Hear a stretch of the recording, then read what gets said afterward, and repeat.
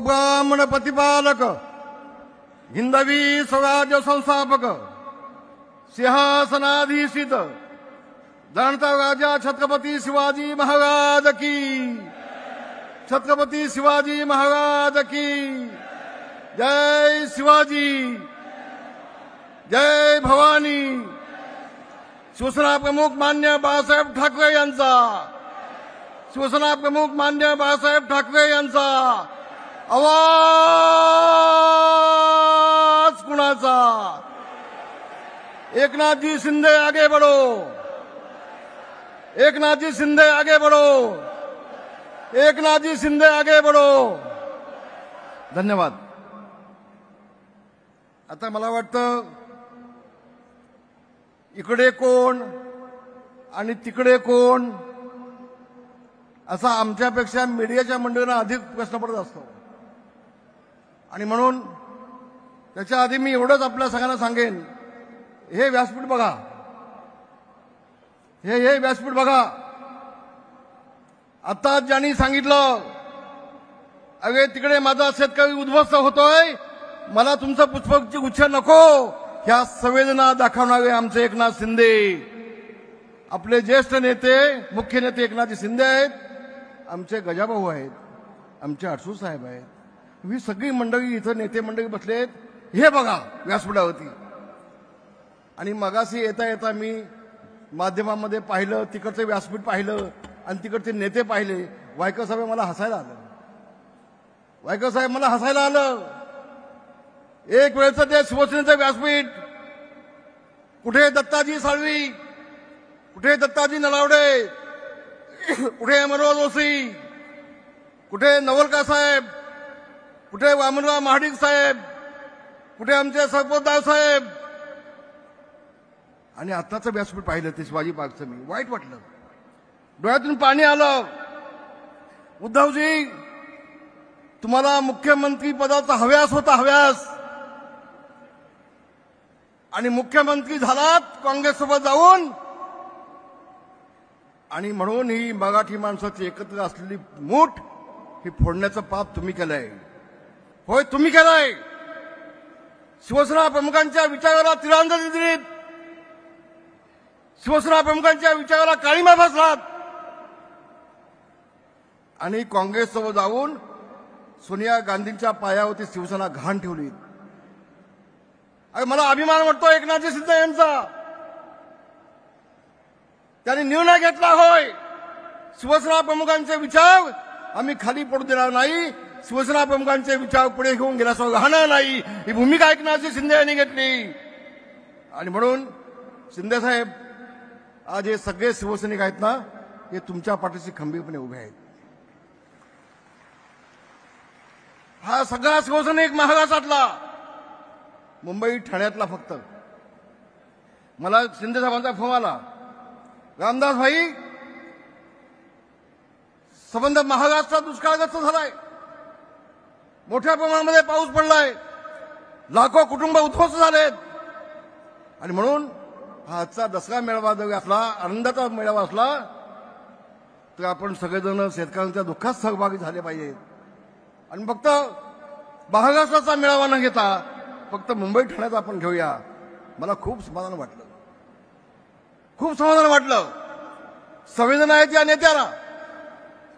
अगं मी तर म्हणेन, इथे जे सगळे दिसत आहेत ना, हे सगळे आमचे मावळे आहेत, हे सगळे भगव्या झेंड्याचे शिपाई आहेत, हे सगळे शिवसेना प्रमुखांचे कडवे सैनिक आहेत, हे सगळे छत्रपती शिवाजी महाराजांचे मावळे आहेत। इथं सगळे मावळे आहेत आणि तिथं जमलेले सगळे डोमकावळे आहेत, सगळे डोमकावळे आहेत। काय तुमचा कार्यक्रम काय? मराठी माणसाला संपवायचा ना? होय बांधवानो, शिवसेना प्रमुख माननीय बाळासाहेब ठाकरे यांनी 76 सालामध्ये मराठी माणसाच्या न्यायासाठी झगडणारी शिवसेना या घोषवाक्याने शिवसेनेला जन्म दिला। त्यावेळेला काही लोकांना मस्ती होती, मुंबई तुमची, भांडी घासा आमची, अशा घोषणा त्यावेळेला होत होत्या। मराठी माणसाला सन्मान नव्हता। आज मराठी माणूस ताठ मानाने जगतोय, तो फक्त शिवसेना प्रमुख मान्य बाळासाहेब ठाकरे यांच्यामुळे जगतोय. असं म्हटलं तर मी चुकीचं म्हटलं असं मला वाटणार नाही. बांधवांनो, काय केलं उद्धव साहेबांनी? तुम्ही 30 वर्ष तुमच्या हातामध्ये महानगरपालिका आहे. 30 वर्ष आम्ही घेणार. त्या बिचारा राज ठाकरेंच्या पाठीमागे भिकेचा कगोटा घेऊन चाललाय. अरे मला भीक दे, ये माझ्यासोबत. आता तो भाव आता काय करतो काय माहिती. आता भीक देतोय की भीक देत नाही की सोबत येतोय. पण एवढं सांगेन, 2 भाव नाही, आणखी इकडे तिकडे कुठे असलेले 10 भाव सोबत असले तर मुंबईतला मराठी माणूस उद्धव ठाकरेला राजकारणातून कायमचा गाडल्याशिवाय राहणार नाही. हा विश्वास माझ्या मनामध्ये आहे. बांधवानो,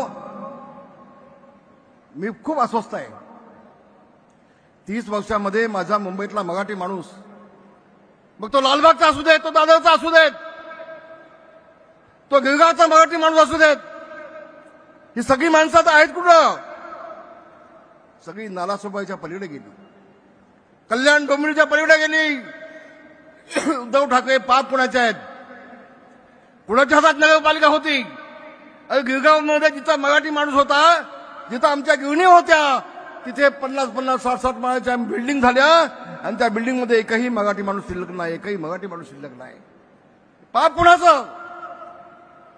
कुणाची महानगरपालिका होती? कुणाच्या हातामध्ये होती? तुम्ही 30 वर्ष फक्त टक्क्याचं राजकारण केलं. शिंदे साहेब, 2 वेळेला मला शिवसेना प्रमुखांनी विधान परिषद दिली मुंबईसाठी, पण मला मुंबई महानगरपालिका जाण्याचा अधिकार नव्हता. जाण्याचा अधिकार नव्हता. महापौर बसला तरी मला तिथे जाण्याचा अधिकार नव्हता. ही अवस्था आमची होती. आणि म्हणून मी आपला एवढं सांगेन, मी अधिक बोलणार नाही. बोलणाऱ्या निवडणुकीला मी वाट पाहतोय. मुंबई महानगरपालिकेची निवडणूक कधी येते वाट पाहतोय. पण उद्धव ठाकरेंना शिवसेना प्रमुखांचं नाव घेण्याचा अधिकार आहे का? आता बाप म्हणून नाव घेऊ शकता. राजकीय दृष्ट्या म्हणतोय, सॉरी, आता पुन्हा थोडंच मीडियामध्ये. शिंदे साहेब, मला एक विनंती आहे तुम्हाला. शिवसेना प्रमुखांचं निधन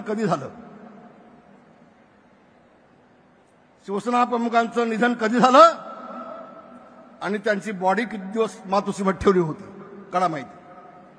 जबाबदारीने बोलतोय, मोठं विधान करतोय. होय, शिवसेना प्रमुखांच्या वती उपचार करणारे डॉक्टर आहेत. आज देखील त्या डॉक्टरांना विचारून घ्या, डॉक्टर पगावना विचारून घ्या, 2 दिवस शिवसेना प्रमुखांची बॉडी का ठेवली होती उद्धवजींनी? तुम्ही काय अंतर्गत चाललं होतं तुमचं? आम्ही खाली बसलो होतो. 8 दिवस आम्ही मातोश्रीच्या बाकड्यावर मी झोपलोय. 8 दिवस मातोश्रीच्या बाकड्यावर झोपलोय. सगळं कळत होतं. पण हे सगळं कशासाठी? कोणतरी सांगितलं बाळासाहेबांच्या हाताचे ठसे घेतले होते. मग ठसे कशासाठी घेतले होते? काय नेमकं होतं? सगळी चर्चा चालली होती तिथे मातोश्रीमध्ये. आणि पुढे जाऊन माझी विनंती आहे, बाळासाहेबांचं मृत्यूपत्र कोणी केलं, कधी झालं, त्यामध्ये सही कुणाची होती, कोणाला सगळी माहिती. अरे तुम्ही आम्हाला काय शिकवता? शिवसेना आम्ही मोठी केली, शिवसेना मोठी आम्ही केली, जेल आम्ही भोगतायत, तुम्ही आम्हाला संपवताय. तुम्ही बनवा जोशीला संपवलीत, तुम्ही गजानन कृतिकानं संपवलीत, तुम्ही ढाकेने संपवलीत, तुम्ही दिवाकर गावच्याला संपवलीत, तुम्ही रामदास कदमला संपवलीत, तुम्ही एकनाथ शिंदेच्या पाठीमागे पडलात. अरे नेमकं तुम्हाला हवं होतं काय? ज्यांनी बाळासाहेबांना 50 वर्ष साथ दिली, त्या नेत्यांना संपवायचा विडासमूह उचललात बाळासाहेब गेल्यानंतर. आज यात शिवाजी पार्कमध्ये मेळावा चालू आहे. शिंदे साहेब, जोपर्यंत बाळासाहेब होते तोपर्यंत शिवाजी पार्कच्या सभेमध्ये रामदासांची भाषणं होत होती. ज्या वर्षी बाळासाहेब गेले त्या वर्षापासून शिवाजी पार्कचं माझं भाषण बंद झालं. काय बाबांनो, काय झालं? गुलाब पाटलांना टाळ्या मिळतात भाषणाला, त्याला भाषण देऊ नका. रामदासांना टाळ्या मिळतात, त्याला भाषण देऊ नका. अरे तुम्हाला भीती कसली वाटते?